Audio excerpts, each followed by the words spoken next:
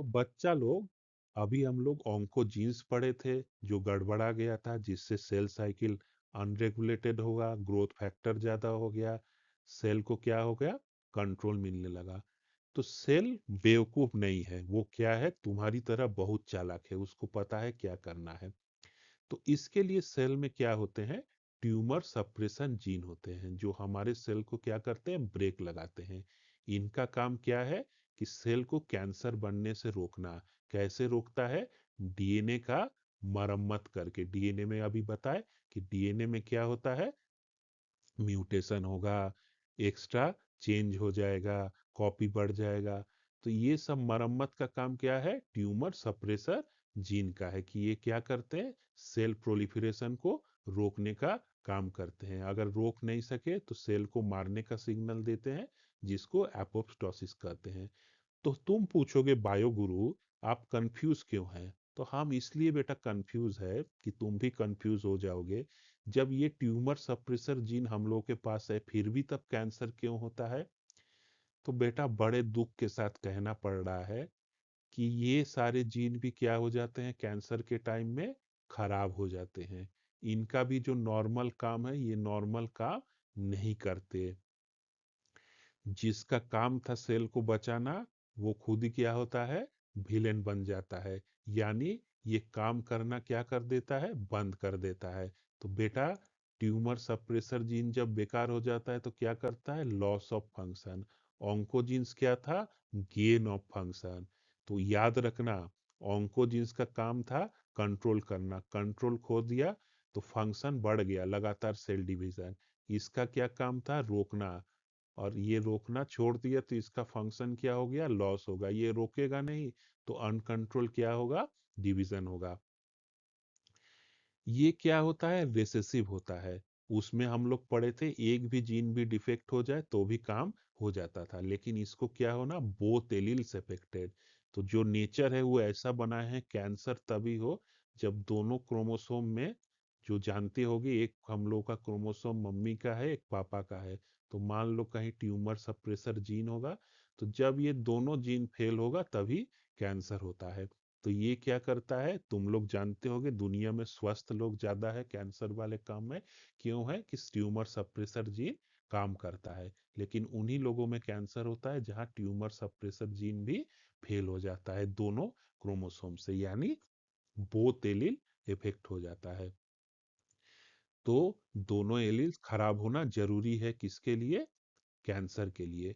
तो normal condition में क्या होता है, एक हम लोगों के पास जीन है जिसका क्या नाम है, P53 कहते हैं। ये क्या है, ट्यूमर सप्रेसर जीन है, जो सबसे फेमस इसमें है, जिसका क्या नाम है, P53। इसको कहते हैं, इसको कहा जाता है, इसका बहुत अच्छा नाम है, गार्डियन ऑफ जीनोम कहते हैं। गार्जियन, जो सबसे बड़ा गार्जियन है, जो सबको क्या करेगा, जैसे कुछ घर में दादाजी गार्जियन होते हैं, बायो गुरु की क्लास में बायो गुरु गार्जियन होते हैं, जो सबका ध्यान रखते हैं, सबका ख्याल रखते हैं, कुछ भी गड़बड़ी नहीं होने देते हैं।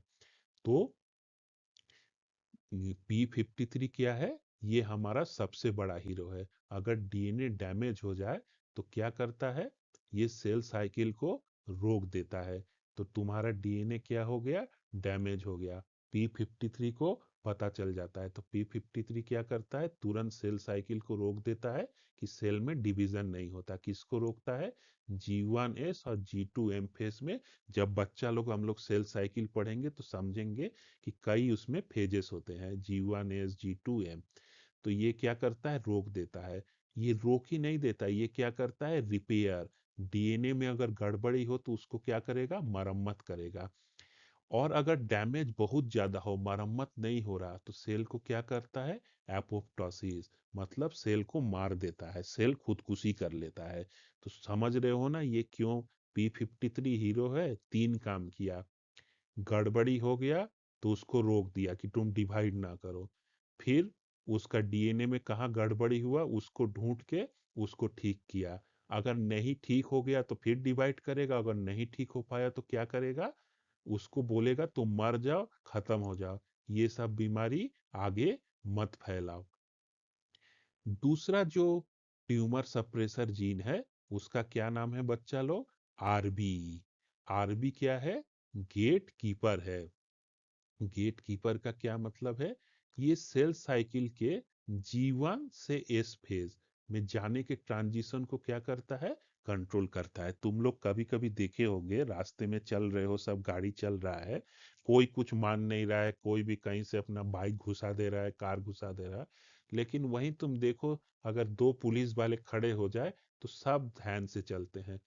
तो जो सेल साइकिल में G1 से एस फेज में जाना है, उसमें कौन ट्रैफिक पुलिस का काम करता है? आरबी। ये क्या है? सेल साइकिल का चेक पॉइंट है। अगर ये गेट कीपर सो जाए तो क्या होगा? सेल बिना चेकअप के आगे बढ़ जाएगा और डिवाइड होने लगेगा। तो ये रोकता है, उसको कंट्रोल करता है, चेक करता है सब कुछ ठीक है, तभी आगे बढ़ता है। तो याद रखना, ट्यूमर सप्रेसर जीन कौन है? P53 है, और दूसरा आरबी है। P53 क्या करता था? अगर डैमेज हो तो उसको सेल साइकिल रोक देगा, उसको ठीक करेगा, नहीं ठीक होगा तो मार देगा।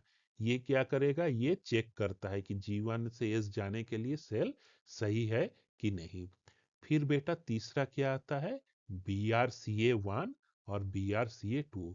ये क्या करता है? ये जो जीन्स होते हैं, ये डीएनए के मरम्मत करने का काम करते हैं, डीएनए के रिपेयर करने का काम करते हैं। तो मान लो, अगर इनमें म्यूटेशन हो जाएगा तो तुम्हारे डीएनए का मरम्मती नहीं होगा। इसका एक बहुत इंपॉर्टेंट पॉइंट है बच्चा लोग, याद कर लो। BRCA1 और BRCA2 में म्यूटेशन की वजह से दो बहुत इंपॉर्टेंट कैंसर होते हैं। एक होता है ब्रेस्ट कैंसर और दूसरा ओवेरियन कैंसर। दोनों फीमेल्स का में होता है। तो ये याद रखना कि BRCA1 और 2 में म्यूटेशन की वजह से ब्रेस्ट और ओवेरियन कैंसर का खतरा बढ़ जाता है, क्योंकि वहां डीएनए रिपेयर नहीं हो पाता। तो ये तीसरा क्या था? Tumour suppressor gene. और लास्ट वाला क्या है? एपीसी। एपीसी क्या होता है? ये सेल की ग्रोथ और एक सिग्नलिंग होता है, WNT सिग्नलिंग। ये तो बेटा अभी आप लोगों के लेवल का नहीं है। ये सिग्नलिंग को क्या करता है? रेगुलेट करता है, ताकि सेल अपने सीमा में रहे। तो इसमें क्या होता है? सेल सिग्नलिंग गड़बड़ा जाएगा, उससे क्या होगा? सेल अनकंट्रोल्ड डिवाइड करेगा। जो सेल होते हैं वो क्या होते हैं? एक दूसरे से जुड़े रहते हैं और अपने में कम्युनिकेट करते हैं। जब गड़बड़ी हो जाता है तो क्या होते हैं? सेल आपस में जुड़ते नहीं है। इसको कभी किसी और लेक्चर में समझेंगे, अभी आपके लिए जरूरी नहीं है। लेकिन ट्यूमर सप्रेसर जीन के एग्जाम्पल में आप इनको याद रखना, एपीसी भी बहुत इंपॉर्टेंट है। एक है P53, दूसरा आरबी, तीसरा BRC1 and 2, और तीसरा क्या है? एपीसी। तो नोट कर लो बच्चा लोग, अक्सर पूछा जाता है गार्डियन ऑफ जीनोम किसे कहते हैं? इसका आंसर क्या होगा? P53। और याद रखना, ऑन्कोजीन्स क्या होते हैं? डोमिनेंट होते हैं, पर ट्यूमर सप्रेसिव जीन क्या होते हैं? रेसेसिव होते हैं।